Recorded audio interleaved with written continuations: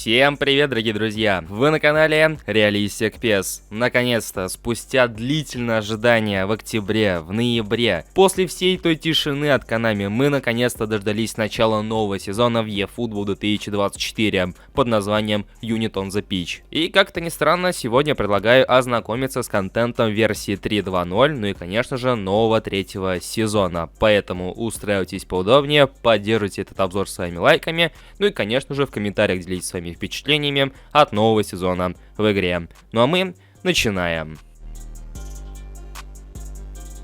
Обновление под версией 3.2.0 стало доступно на всех актуальных платформах, на консолях, на ПК и даже, как это неудивительно, на мобильных устройствах тоже. На PlayStation 5 вес обновления составил 6,2 гигабайта, на PlayStation 4 почти что 15 гигабайт, на Xbox, что на самом деле удивительно, 21 гигабайт.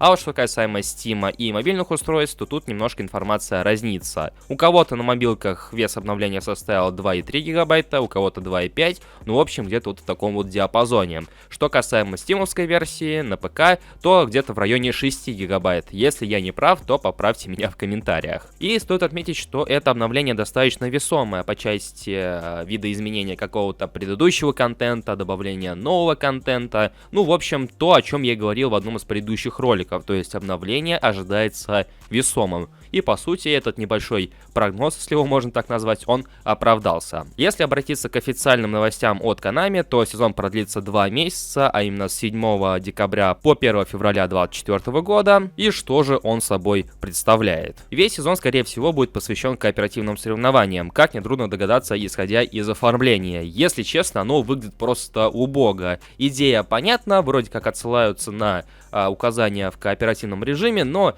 не знаю, я, конечно, не дизайнер, но можно было бы придумать что-нибудь и получше, нежели то, что мы получили по итогу, но неважно. Как и было обещано, мы получили кооперативные соревнования, также немножко обновили кооп, добавили эмоции, скажем так, возможность общаться друг с другом, ну и, конечно же, случайный подбор между игроками. Добавили режим «Моя лига», немножко видоизменили интерфейс и многое-многое другое. Как сообщает нам соответствующая статья на официальном сайте игры, в рамках сезона появится Эрик Кантана, Накамура и другие игроки с блестящими достижениями в своих лигах и на международной арене, если процитировать статью. Ну и прежде чем приступить к контенту непосредственно, также давайте затронем еще парочку статей на официальном сайте, которые сообщают нам о конкретных изменениях в функционале и в геймплее. Официальный сайт игры сообщает нам, что были добавлены данные команд участниц Кубка Азии. В принципе, это стало понятно еще до начала. Во время техобслуживания в товарищеских матчах стали доступны лицензированные сборные, которые участвуют в Кубке Азии, а вместе с ними соответствующее оформление, рекламные щиты, мяч и так далее. Также немножко обновили структуру команд серии Б из Италии и были обновлены некоторые лицензии. Также, как сообщают Konami, были обновлены данные команд, фотографии игроков и тренеров, формы, бутсы, мячи, эмблемы клубов, график стадионов, пресс-конференции, кат-сцены, комментарии и государственные гимны. Что же касаемо геймплейных изменений, их не сказать, что прям много, но тем не менее они тоже есть. И по большей части касаются как раз таки исправления игрового процесса. Были внесены коррективы, чтобы решить проблему, из-за которой игроки не могли адекватно принимать пасы. И также при пасах изменили отскоки, когда они были, немножко не к месту и выглядели неестественно. Изменили ситуации, когда игроки в лишний раз не могли остановиться и падали от соприкосновения с футболистами или там с воротами при ускорении. Также были исправлены небольшие баги с силой удара, когда она немножко не соответствовала итоговому пасу или же удару, либо сильнее, либо слабее получалось, ну и так далее. В общем-то, пунктов здесь достаточно, но не сказать, что они все прям такие глобальные. Поэтому, если хотите ознакомиться сами, то, пожалуйста, на официальный сайт игры. Теперь же давайте приступим непосредственно к игре. Что же успело измениться? Ну, как я упомянул чуть ранее, немножко изменился интерфейс. Теперь у нас нет разделения на офлайн и онлайн матчи. Теперь это все в одной вкладке, а именно во вкладке матч. То есть у нас здесь конкретно отмечено под значком «Мечта», так называемая, это у нас матчи из онлайна. Что касается аутентично, то здесь касаются матчи еще и офлайн команд, офлайн составов. В общем, это все, что не касается Dream Team составов.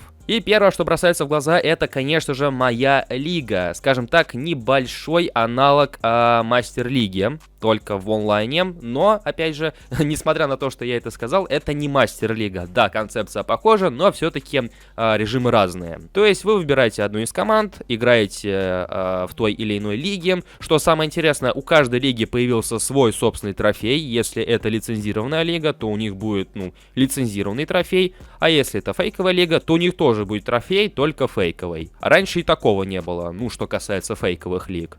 Обновление лиги eFootball дивизионов. Во-первых, изменился подбор игроков, то есть теперь больше не будет матчей между соперниками, у которых сильно различаются дивизионы, но об этом мы говорили в последнем ролике. Ну и теперь повышение в первых 3 дивизионах происходит исходя из определенного рейтинга, а не из количества набранных очков, судя по всему, как это было чуть раньше. Еще одно заметное нововведение — это круг почета, та самая мини-игра, которая и позволит нам зарабатывать интересные награды. И стоит отметить, что награды здесь очень даже неплохие. Как упоминалось в предыдущем ролике, от ГПшек до очков прокачки и целых эпических карточек. В частности, что интересно, мы все с вами можем получить Неймара. Даже при том, что, судя по всему, не обязательно забивать все пенальти в течение месяца. То есть достаточно, по-моему, оформить там 7 или 8 забитых пенальти. И тогда у вас будет хороший шанс, чтобы забрать Неймара себе.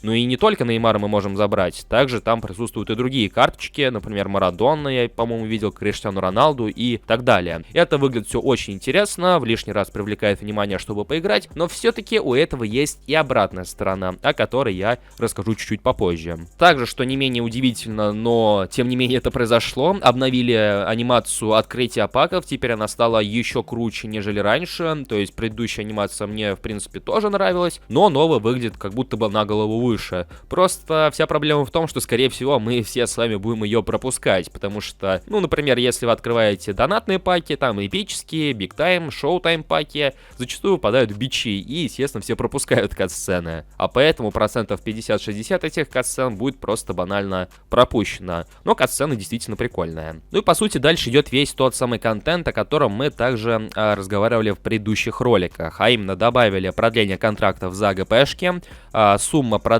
зависит от конкретной карточки, ее рейтинга, ее типа, то есть команда недели, там еще какая-то карточка, ну и в общем вы поняли. Также были добавлены кооперативные соревнования. В режиме тренировки добавили возможность сыграть тренировку за ваш состав Dream Team. Во время техобслуживания, к слову, эта возможность недоступна, то есть мы можем играть только оффлайновыми составами. Поэтому, если вы хотите потренироваться своим онлайн составом, вам необходим для этого интернет. Что касаемо паков, то их, конечно же, тоже накинули, но далеко не все из них интересные, и не сказать, что прям много халявы. То есть это паки команды недели по чемпионатам и Лиги Чемпионов.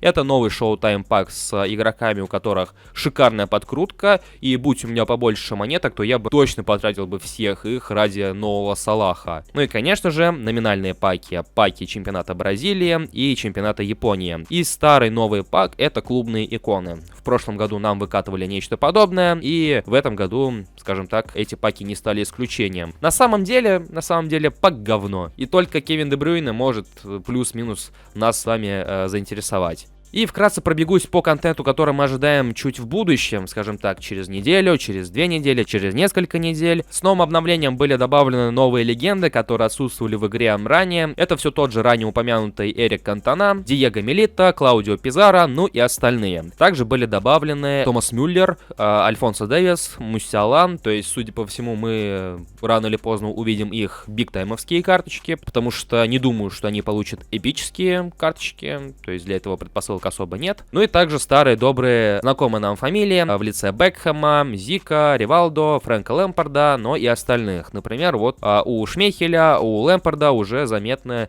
новые модельки, то есть у них, слава богу, будут иные модельки, отличающиеся от предыдущих версий. Что касаемо остальных игроков, тут неизвестно. Также, судя по всему, на следующих неделях нас ожидают зимние кампании с партнерскими командами, а именно с Интером и Миланом, потому что их карточки засветились в трейлере. И исходя из этого самого трейлера, получим мы по 4 карточки от каждой из команд. Ну, по аналогии с Баварией, на хэллоуинский ивент. Также вкратце промелькнули будущие турниры, те самые eFootball Championship Pro, о которых мы рассуждали в одном из предыдущих роликов. И, судя по всему, недавние слухи не оправдались. И все-таки какие-то планы у Konami на них есть. И, судя по всему, в рамках этих самых турниров будут и еще какие-то тематические паки. Ну, как было в прошлом году, когда выкатывали биг-таймовские карточки. Только на современный манер. То есть Решфорд 2016 года, Команд 2020 года, Пауло Дибала 2021 года, ну и так далее. И, судя по всему, каталонский пак с биг-тайм карточками, с хайлайт карточками также будут к ним относиться. Ну, те же самые барселоновские биг-тайм карточки